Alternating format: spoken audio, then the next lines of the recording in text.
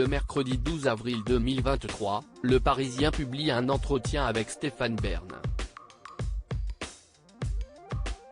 L'animateur et acteur se confie à cœur ouvert sur différents sujets l'entourant, et notamment sur son rapport avec sa mère lorsqu'il était enfant, et sur son éducation particulièrement cadrée.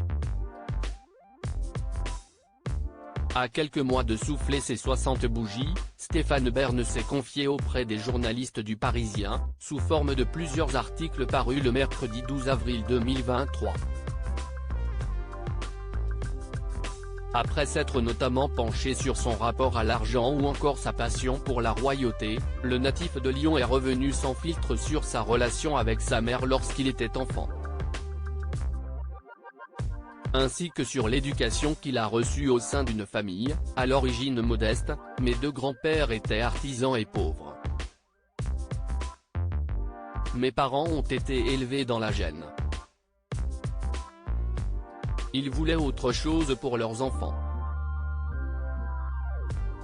On nous a inculqué cette idée: cultivez-vous, travaillez, ayez les bons diplômes et vous en sortirez.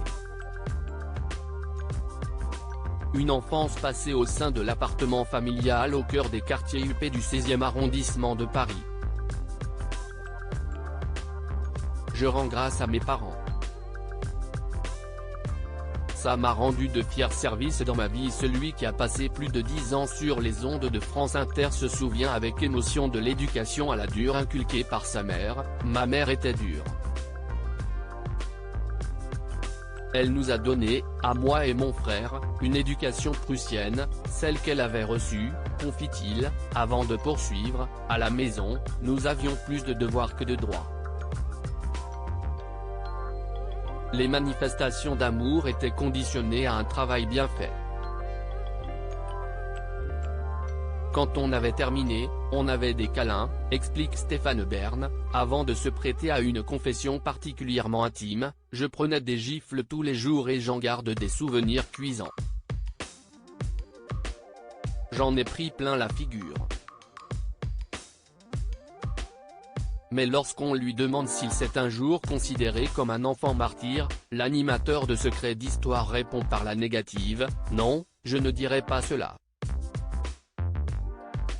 Et puis à cette époque, les châtiments corporels existaient encore. Point d'ailleurs, je me dis que je les méritais parfois, ces gifles.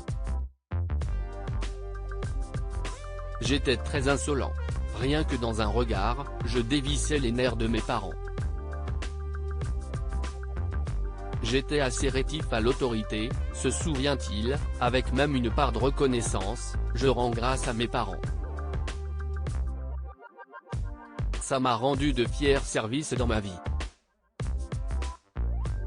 Puis de faire le parallélisme avec sa vie d'aujourd'hui: grâce à cela, je crois que je suis devenu insubmersible. Je me remets de tous les coups. Les critiques les plus dures, c'est comme des gifles. Mais je n'en aurai jamais autant que ce que j'ai pu recevoir étant gamin. Des confessions sincères et intimes.